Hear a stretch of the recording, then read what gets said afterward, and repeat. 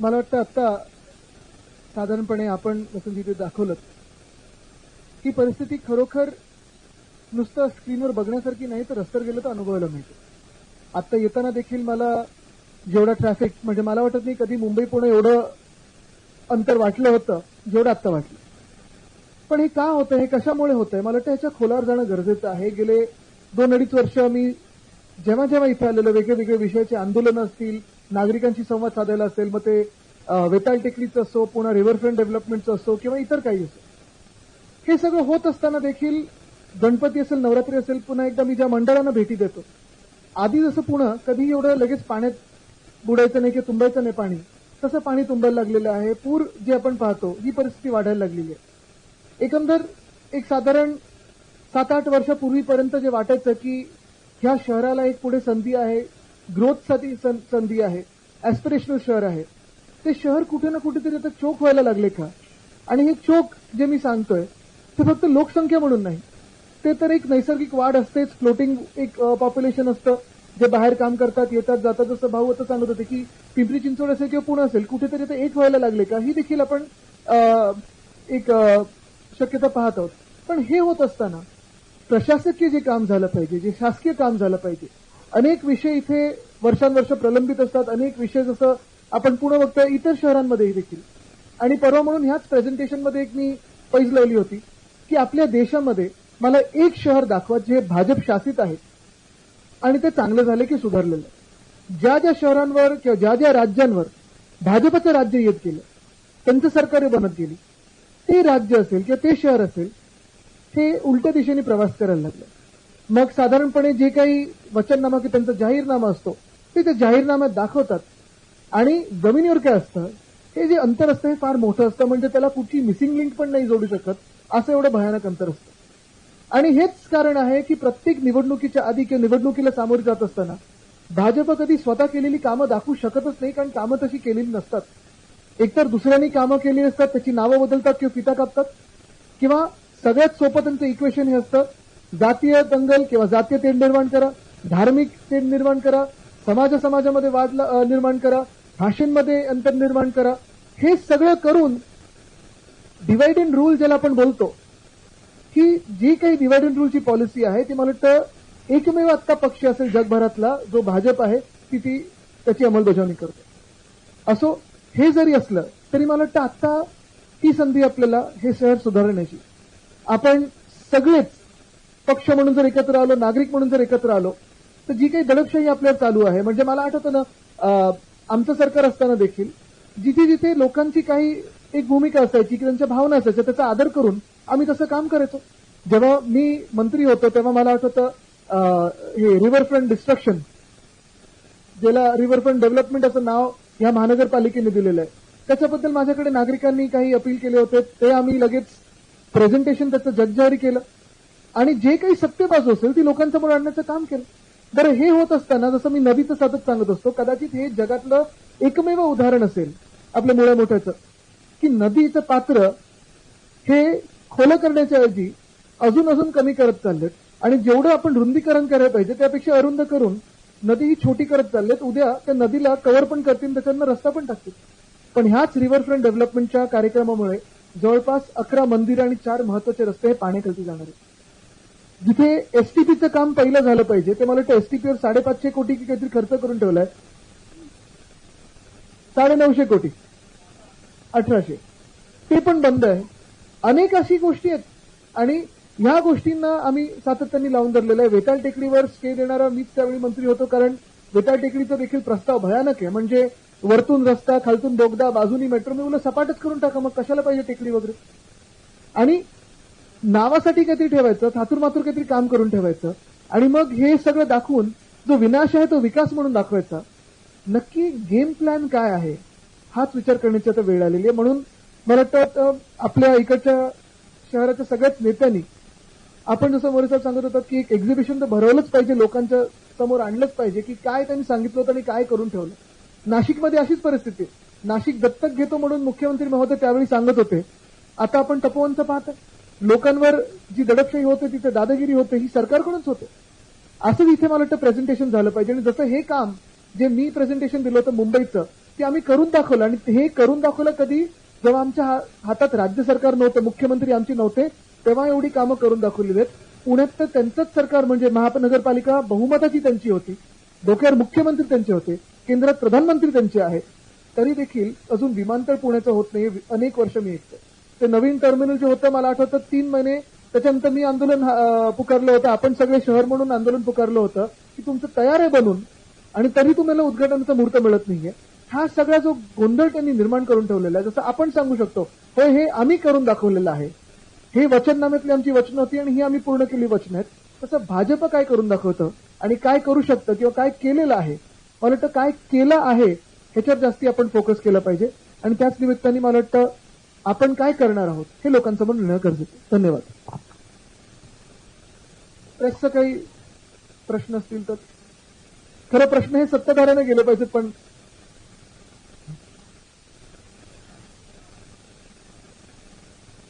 मला वाटतं हा विषय फार वेगळा आहे, हा विषय फार महत्वाचा आहे. जो राजकीय विषय आहे, युती असेल किंवा जी काही आघाडी बनेल किंवा कोण कोण येणार त्याच्यात आमचे जे शहराचे इकडचे स्थानिक नेते आहेत ते योग्य वेळी घोषणा करतील. सर एकच मला आपण कुठच्या माध्यमातून तेवढं सांगा आणि मग तसं सांगा. हा बसून विचारलं तरी चालेल. पडलेले आहेत कायदा सुव्यवस्थेचा प्रश्न आम्ही आपल्याच माध्यमातून जो आहे तो सातत्याने बघत असतो. कुठे कुठची गँग, कुठे कुठची टोळी, कुठे काय दुसरं होत असतं. म्हणजे एवढं भयानक होत चाललेलं आहे आणि त्याला जोडून आता ड्रग्सचा नवीन विषय तर आलेलाच आहे. पण मला वाटतं हे सगळं एक धोक्याची घंटा नुसतं आत्तासाठी नाही तर भविष्यासाठी आहे.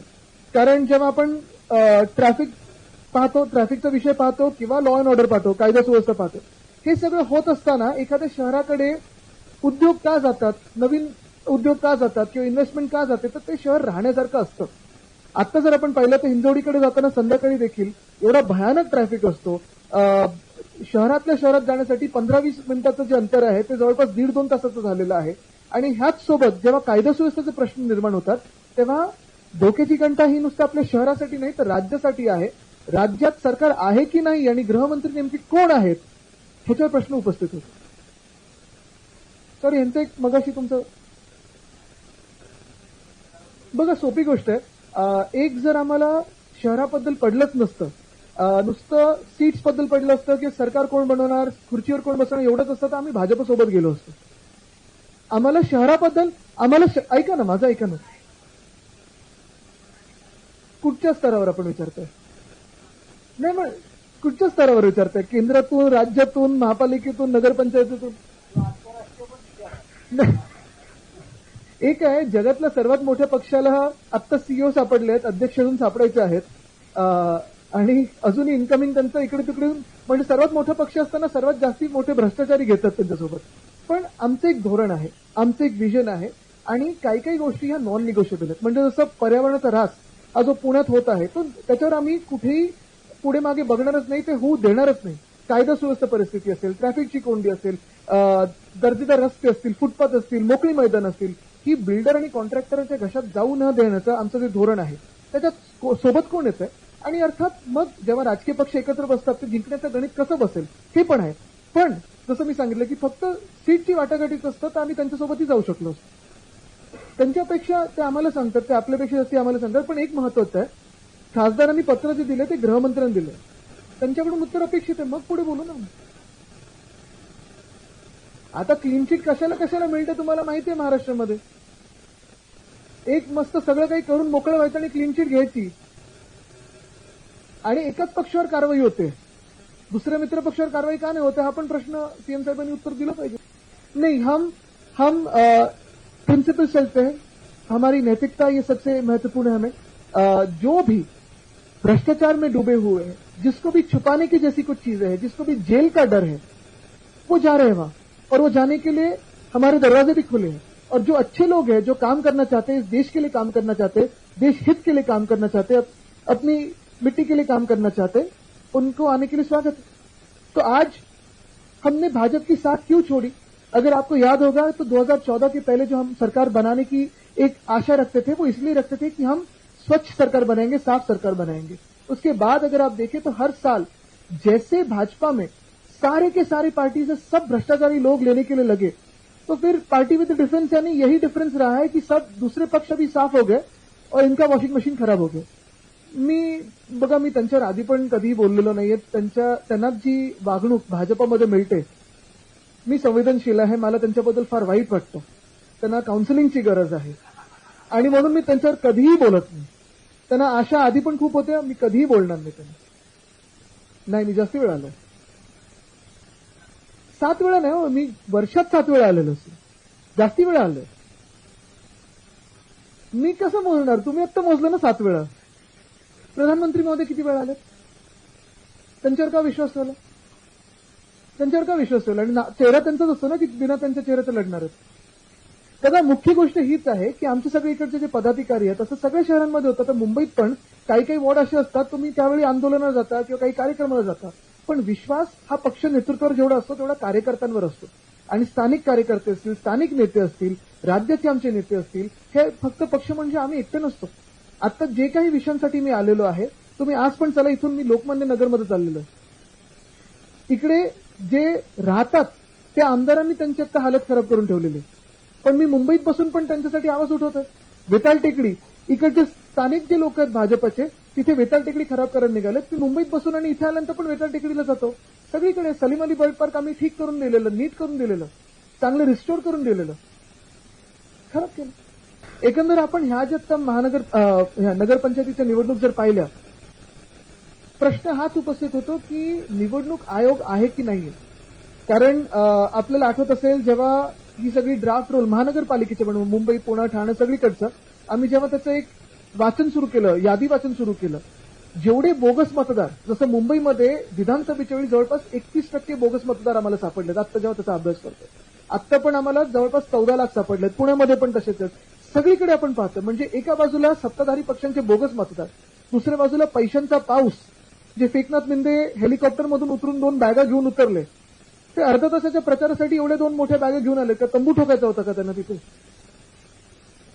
तर हा सगळा जो काही प्रकार आपण बघतोय, ह्यांनी महाराष्ट्राचं राजकारण एवढं प्रदूषित आणि दूषित केलेलं आहे, एवढं घाणेरडं केलेलं आहे, मला वाटत नाही एवढं खाली आपण कधी इतिहासात गेलो असतो. आणि कुठे ना कुठेतरी जनतेकडून ह्याला उत्तर येणार आहे का, हे येणाऱ्या महानगरपालिकेत आपल्याला कळणार. गांधीजी का इतना डर क्यों लगता है सरकार? यही तो बात है. और उसमें भी काफी सारी बातें अगर आप देखें तो जितने दिन थे वो भी कम कर दिए. एक तो देश में नौकरी नहीं है और जो भी आपको डेली एम्प्लॉयमेंट कुछ दे रही थी वो भी आप छीन रहे हो. और ये सब करके इन्होंने कब पास किया बिल? देर रात को. तो इतना डर है क्यों? वो तो हम उसका तो जल्दी जाहिर करेंगे, लेकिन ये मैं समझता हूं सिर्फ पार्टी के लिए प्रेस्टीज का इश्यू नहीं है. एक राज्य में चेक एंड बैलेंस भी होना जरूरी होता है. एक ही पार्टी के हाथ में अगर सरकार जाए तो दिल्ली जैसे हाल होते हैं. वहां केंद्र सरकार भी भाजपा की है, नगर निगम भी भाजपा के है, और पिछले साल जो राज्य की सरकार थी वो भी भाजपा की है. और जब भाजपा की सरकार बनती है तो वो कहते हैं ना, दलदल में ही कमल खिलता है, कीचड़ में ही कमल खिलता है. वो कीचड़ कैसे होता है वो आपने देखा है. आज अगर आप दिल्ली जाए तो उसी परिसर में आजू बाजू के सारे राज्यों में भाजपा है. जो पहले कहते थे कि नहीं वो स्टबल बर्निंग उस राज्य में होते हैं, वो किसान यहां से धुआं ये करते हैं, अभी तो सारे राज्य आप ही के हाथों में. तो आज भी एक ही और खराब क्यों है? आज भी वो प्रगति मैदान का टनल, उसको कोई हल नहीं है. काफी सारी ऐसी चीजें हैं जो जिसका जवाब भाजपा देना नहीं चाहती, क्योंकि सारे के सारे स्तर सरकार के उन्हीं के हाथों में है. और मैं ये मानता हूं कि महाराष्ट्र जैसे राज्य में चेक एंड बैलेंस होना जरूरी है. दूसरी बात, ये सिर्फ पार्टी के प्रेस्टीज का विषय नहीं है, बल्कि लोगों की जानों का विषय है, लोगों के जीवन के स्तर का विषय है. और अगर महानगर पालिका में या नगर निगम जो हम हिंदी में कहते हैं, वहां के महापौर अगर दूसरे पार्टी के हो तो कुछ ना कुछ आगे बात बढ़ सकती है. बघा, तुम्ही जाहीरनामा मधूनच काही विषय त्याच्यातून फोडण्याचा विषय करू नका, पेपर लीक करू नका. पण निश्चितपणे मी तुम्हाला 1-2 गोष्टी सांगतो. या शहरावर एक वेगळं प्रेम आहे. एकतर म्हणजे हे मी आता नुसतं निवडणूक म्हणून नाही तर आधी पण सांगितलेलं आहे, ह्याच शहरात माझ्या आजोबांचा म्हणजे वंदनीय हिंदू सम्राट बाळासाहेब ठाकरेंचा जन्म देखील झाला होता. माझं लहानपण अनेकदा आम्ही इथे 15-15, 20-20 दिवस येऊन पाहिलेलं पुणे कसं आधी इथे राहायचो आम्ही, आणि पुणे बदलत चाललेलं. बदलताना प्रगती होणं ही चांगलीच गोष्ट आहे, पण आता ट्रॅफिकची कोंडी हा महत्वाचा विषय आहे. कायदा सुव्यवस्था महानगरपालिकेच्या ह्याच्यात अखत्यारीत येत नाही म्हणून मी त्याच्यावर उगीच बोलणार नाही, पण अर्थात बोलण्यासारखा विषय आहेच. पर्यावरण एक विषय आहे. पण हे सगळे विषय घेऊन जो आमचा वचननामा येईल तो एकाच वेळी आम्ही जाहीर करू. आत्ता कुठेही त्याच्यावर मला पेपर लीक त्याचा करायचा नाही, तर पक्षात कारवाई होईल माझ्यावर. बरोबर ना? शहर प्रमुख दोघेही माझ्यावर कारवाई हे सुचवतील उद्धव साहेबांना. नाही, अजून आम्ही काँग्रेस भूमिका मांडली नाहीये, कारण नाही तुम्हाला सांगतो ह्याच्यावर आत्ता बोलून काहीच अर्थ नाही, कारण आत्ता जे काय आहे ते सगळं गदारोळ हा त्यांच्या राजकारणात चालू आहे. अजून आपल्या देशाचा थेट संबंध कुठेही त्या घाणेरड्या गोष्टींबरोबर लागलेला नाहीये. अजून काही त्याच्यातून बातमी आली तर ठीक आहे, पण ज्या गोष्टी त्यांनी केल्या किंवा घडवलेल्या आहेत ते अत्यंत घाणेरडे.